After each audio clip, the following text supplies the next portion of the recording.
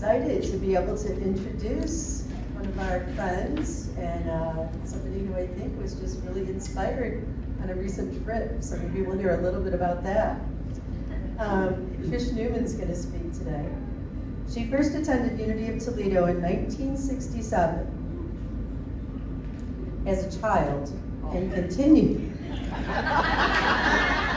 She was a child in 1967.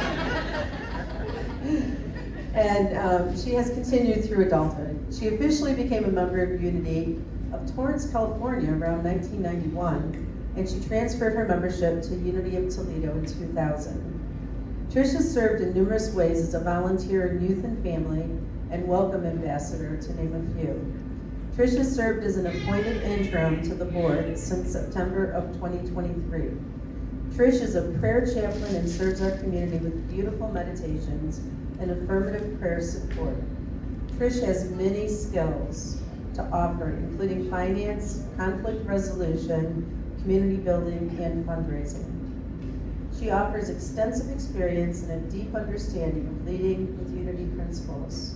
She is involved in the Toledo community and enjoys spending time with her family, especially her son Neil and her granddaughter Arya. Beautiful. Thank you, Kathy. Yeah. Can everyone hear me? Yes. Yes, I've been at Unity since I'm just 64, though. I was brought up in Unity, what can I say? So first of all, happy Father's Day to all of the fathers and those that have nurtured other people. And I just really wanted to say that when Natalie asked me to speak, I immediately said, no. It's way too much work. Honestly, that was my answer. And then maybe the next day or someone asked me about affirmative prayer. I'm like, oh, I'm reading this book. I could talk on affirmative prayer. But I will tell you, affirmative prayer is a big subject, and I have lots to say on it. But to keep me in tune and on time, I'm going to use a timer so that we don't go over, okay? That's the least I could do. But first, I can be long-winded, trust me. But first, let's just open up an intention. So let us open our mind and hearts to receive those things that we recognize that God is, the principle of wisdom through my words, truth, and understanding. Therefore, we have the wisdom and the understanding and truth within us to understand and accept or reject what is being said today. This is a conversation. And we realize that as we open our minds and receive, it is a giving and receiving are one. So we say thank you to opening our consciousness and letting divine wisdom flow in and through the service. So the first thing, Haku, if you could put, my questions. So the reason I put the questions up here is just so that you can put yourself in the service. You know, it's the context. It's not really about me. It's about what are you doing in your prayer life, and, you know, what are you gleaning from this conversation? So, you know, prayer, as you know, is probably been here since caveman. When a caveman went to sleep at night, he probably, you know, said, please let me make it through the night and not let an animal eat me. And then probably woke up and said, thank you, the sun is here, I'm safe. So, you know, whether we are, you know, have a verbal prayer or not, there's something within us that is always speaking to something beyond you know, a divine being or something unknown to us. And as we go along as children, I see beautiful children in the service today. I even heard a baby, it was so wonderful. But what do? We first teach our children a memory of a little ditty for bedtime prayer, like, "Now I lay me down to sleep." Very good. I read this, "The Lord to my soul to keep. If I should die before I wake." I didn't get that part, but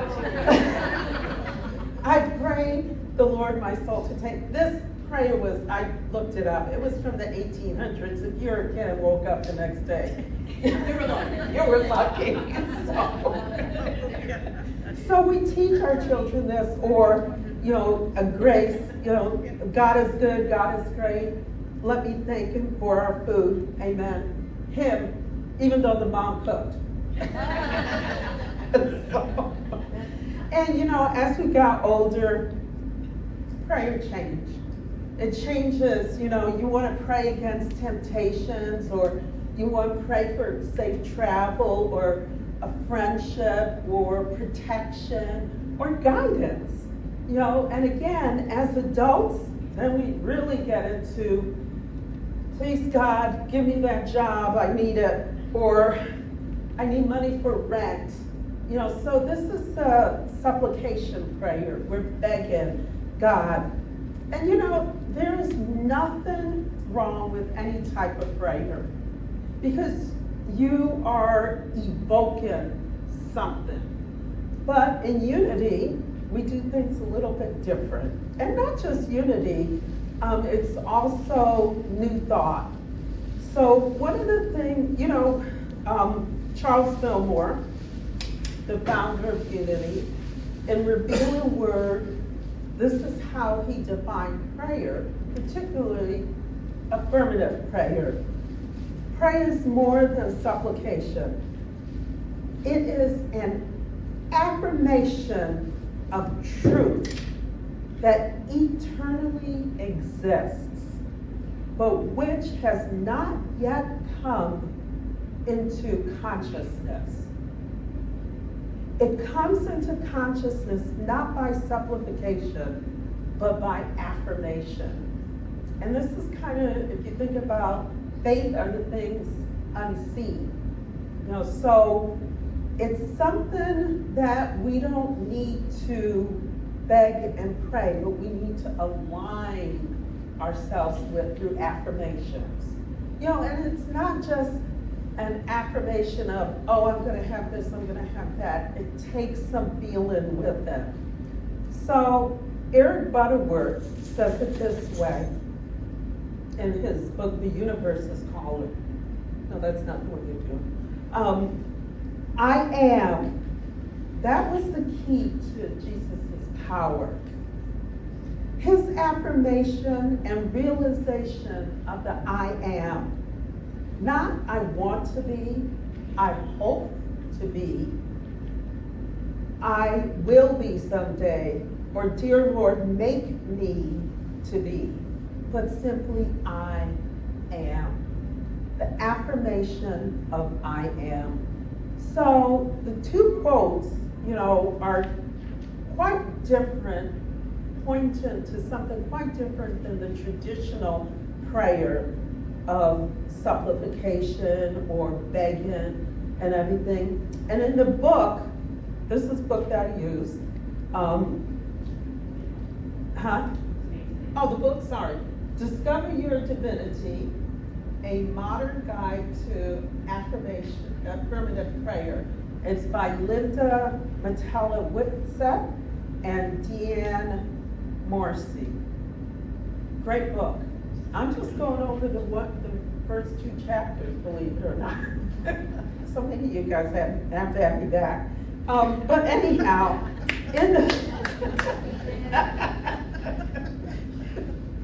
okay, so in it, the easiest way sometimes to understand something is to see what it's not. So in the book, she lists what affirmative prayer is not. So it's not manipulating or coercing people or events to bring about a personal desire like, dear Lord, give me the job instead of my colleague. It's not that. It's not attempting to reach God like, dear Lord, how can I make you listen to me? No, God is already here. He's already present and immediately accessible. So you don't have to worry about that. It's not persuading God to change his mind. Of course, that one's hard to resist. Like, dear Lord, stop me from aging, take away my wrinkles. That would be a miracle.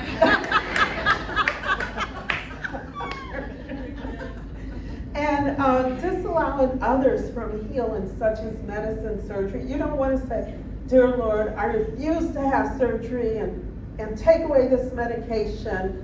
You can fix all the problems. We do have to adhere to some things. It's not just about testing. But what it is, about simply, I'm going to give you the 5 principles. Next slide. To affirmative prayer. And the reason I want to do this first is because the process, the mechanics is very simple. So the first one is that you open. So the first, and these are movement. Now as a nurse, when I hear movement, I think something totally different. But this is through, sorry. Don't yeah. I'll explain later. So the movements are, because they flow together, Oh, so the first movement is I open. So you're opening to establish the readiness and the willingness for the possibility of a divine understanding. So when I had said the little prayer earlier, I said, let us open our mind and hearts to receive. So you're opening. And then the second one is, I recognize that God is. And from this place, your willingness to recognize that divinity, those principles, of wisdom, love, strength, faith, or whatever principles or aspect of God that is there. So I said, wisdom, truth, and understanding when I had prayed earlier. And then the second part, or the third part, the third movement is to integrate that I am, that God is, because we're, as above, so below. So whatever principles or aspects there are of God, they're also within you. All the love that God is also within you. The wisdom, the understanding. So the third movement is for you to integrate or unify, acknowledge that there is no separation, that it's an illusion, and we exist and have our being in this oneness. So if I had said that that my wisdom and truth to receive and that giving and receiving are one. So I use those same words. The fourth movement, maybe a little bit harder to understand, but basically it's your awareness of the oneness. We can now realize that spiritual truth in any situation, we can realize what we can do with knowing that we are one in Christ, knowing that we are one with God, that God flows in and through us. And that's the highest good. So I had said, I know with the open heart and mind, I will receive what needs to be received and give what needs to be given. So that's that connection between, that unification between above and below. And to recognize that we are powerful enough to allow that divinity and all of those aspects of the Christ to flow in and through us.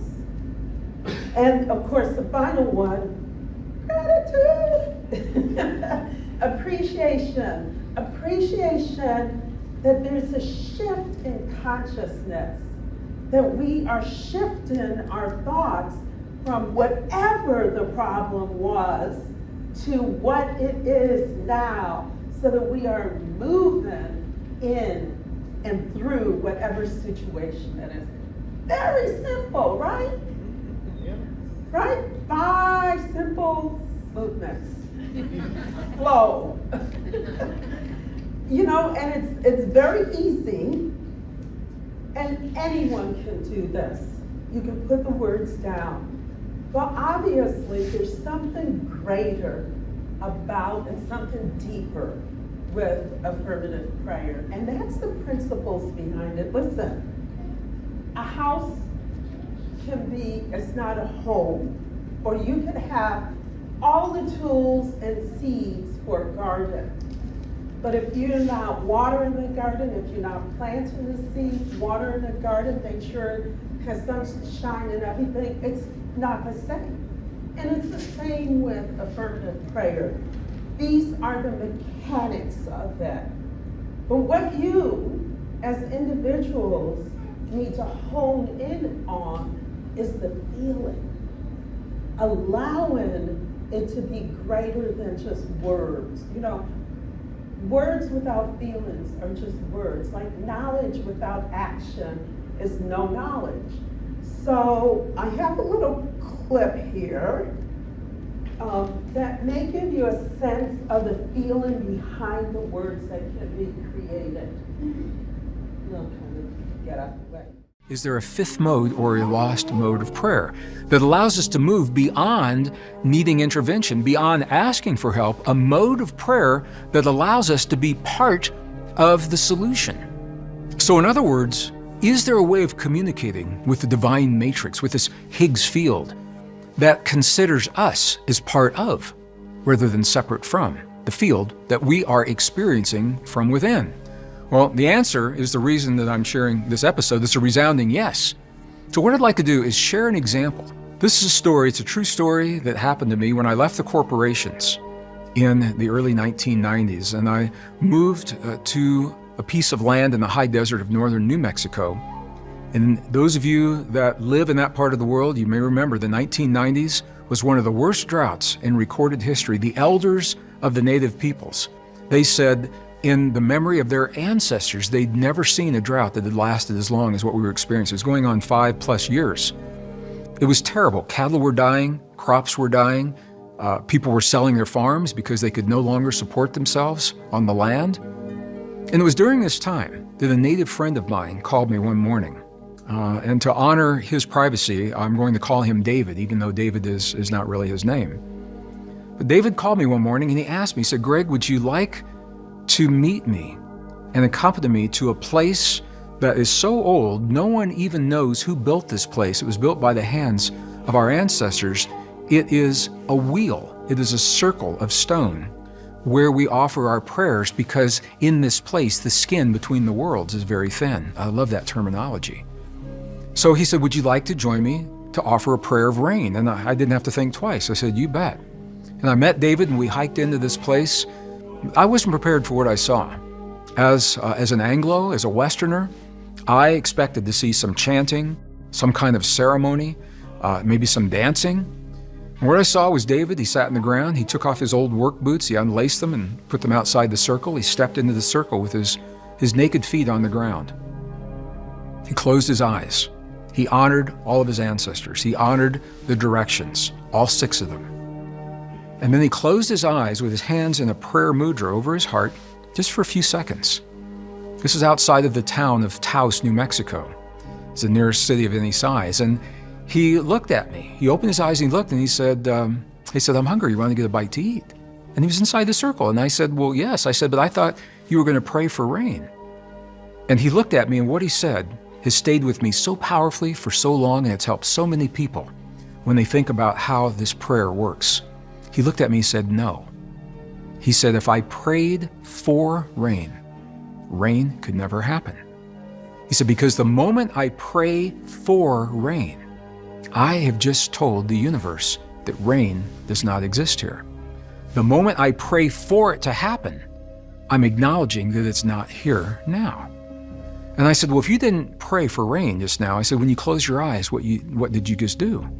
And he said, when I closed my eyes, he said, I felt the feeling of what it feels like when it rains in my Pueblo village. He said, I felt the feeling of what it feels like to stand with my naked feet in the mud, and the mud is there because there's been so much rain. He said, I smelled the smells of what the rain smells like when it rolls off the earthen walls from our Pueblo, and I felt what it would feel like to walk through the corn that's this high against my naked chest, and it's this high because there's been so much rain to grow the corn, and then I give thanks of gratitude and appreciation for the rain that has already happened. All right, can you see now, through everything that we have explored, everything we've discovered in this series, can you see what David has just done? He's brought together so many of the concepts. He's acknowledging that there's a field out there, number one, that he's communicating with that field. He's acknowledging that the feeling is the language that the field recognizes. It's not so much about the words. The words can be spoken. However, if the words are spoken, the goal is to create the feeling, all right? And he's acknowledging that he has the potential as a man, a human, in the presence of this field to reach inside of the field into the realm of all things that are possible and isolate the possibility of his choice and collapse that potential into something real in our world. And he's doing it through a very sophisticated internal technology that we call the lost mode of prayer. It is a feeling-based prayer. The key, feeling as if the prayer is already answered, coming from the outcome. Okay. So, does that kind of give you a sense? Yes. Yeah. It's not just the words. It's who we are when we're speaking those words. The energy behind the words. Just like when Lori sings. Yeah. So there are, there's three basic principles that I just want to share with you about how do you get there. How do you get to that feeling for that affirmative prayer? Because the words don't really make much difference. Atheist could say those words really, right? Oh, and I apologize. I should have set up that video. So that was Greg Braden. And of course, when he's talking about the field and the divine matrix, he's just basically talking about the God, the Higgs field, whatever you want to, talk about. Joe Dispenza, as you guys know, I spent a whole week with him, does say things a little bit different. I like that he uses the fact that we're, cause and effect is from the Newtonian physics, whereas cause and effect, seeing the prayer complete, is the quantum field. So that's, ties into that and what we are. So the first major fundamental is oneness. How often have you heard Natalie talk about oneness? You've read it time and time again through unity literature. It's that oneness that you have to shift from a duality of that I'm over here and the truth is over here, or I'm suffering here and I have to get over here to get to my prayer. It's the oneness of knowing that it's already happened, that you're part of the universal oneness of God. You're connected, you're divinely connected and inspired. And when you have that foundational principle That's a first principle of affirmative prayer to build on. When you understand your connection and that there is no separation between you and the divine, between you and God, when you understand that, then all other principles fall into line. So from shifting, and trust me, to realize that we are divinely human is frequently a stumbling block for most metaphysicians. We are able to relate to the concept, but we're not always able to relate to the reality. We're able to say, I am one with God, but how often do you feel it? How often do you know that you are one with God without a doubt? And that's what we're moving towards. That's why we practice affirmative prayer. That's why we read the books we do. That's why we come to fellowship. That's why we talk to each other. You know, sometimes, oh, I'm moving too much, huh? Sorry. And you can see with the clip, David, when he said his prayer, was one with the rain. He was one with the universe. He wasn't questioning whether his feet was in mud. He felt the rain. He felt the mud on his feet. I forgot to turn on my, oh no, I'm okay. I've got like 5 minutes for the turn. Okay, so let's move this along here. The other one is empowering. If you know that you're one with the universe and that everything is there for you, how empowering is that? Can you really, go out there and say, I'm not healthy or I'm not wealthy, when the earth and the universe provides all the air that we need, all the food we need? We just need to get it distributed properly. But for the most part, it's empowering. We want to leave. When you're in affirmative prayer, you want to leave not just feeling comforted, but you want to leave feeling empowered, that you have made a change, that you have changed your consciousness from limitations to belief and unlimited. So, and the other one is, instead of the supplication, instead of begging and praying, we always keep in mind, like David said, you want to see the outcome. You're praying for the outcome. You're not praying that it's not here now and I want it to be. Because as it said in the clip, you're just telling the universe that rain hasn't come, that my good hasn't come, my health hasn't come. So it's so important that you realize that you are it. That you are the divine matrix. You're the God incarnate, that every aspect of our 12 power lives within you. Health lives within you. And when you can get to that point, then things work better. I'm going to skip ahead here. I told you there was a lot. So I'm just going to go. So according to the book, I'm just going to go through this real quick. So what is affirmative prayer? So it's consciously cleaning away false belief to reveal the truth that is always there.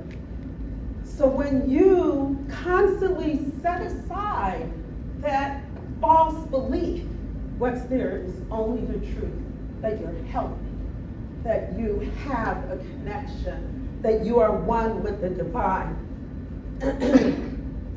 Allowing ourselves to realize and declare the spiritual truth about ourselves and the condition we are praying about. So again, it's like you may be praying about condition, but the spiritual truth is all is in perfect order. I have my health. I am abundant. I have understanding. being still and knowing that God is, and letting the reality be felt so clearly that we can realize and declare the spiritual truth of any situation, whether depression or even joy. Declare the truth of joy. And basically what David did. And then the other one is surrendering to the sense of releasing our human-centric perception and yielding to the divine identity. This is like probably one of the most difficult things to do. And that's get away, you can't get rid of the ego. And you can't really get rid of the personality. But it's to tame the ego, to tame the personality so that it's like in the background, and the truth of you is that you are divine and whole, and that anything that you pray about has a spiritual solution. So it's like moving that aside. Okay, surrender, releasing. Okay, just 3 more. Accepting that every new discovery in the medical field is relevant to truth arising from universal wisdom. This goes back to, don't just stop taking your medication. I'm a nurse. I'll kill you. Don't do that. Have you ever thought that maybe the doctors, the scientists, all of these people, maybe they're divinely led to figure out, oh, this medication will help this, or this medication will prevent this.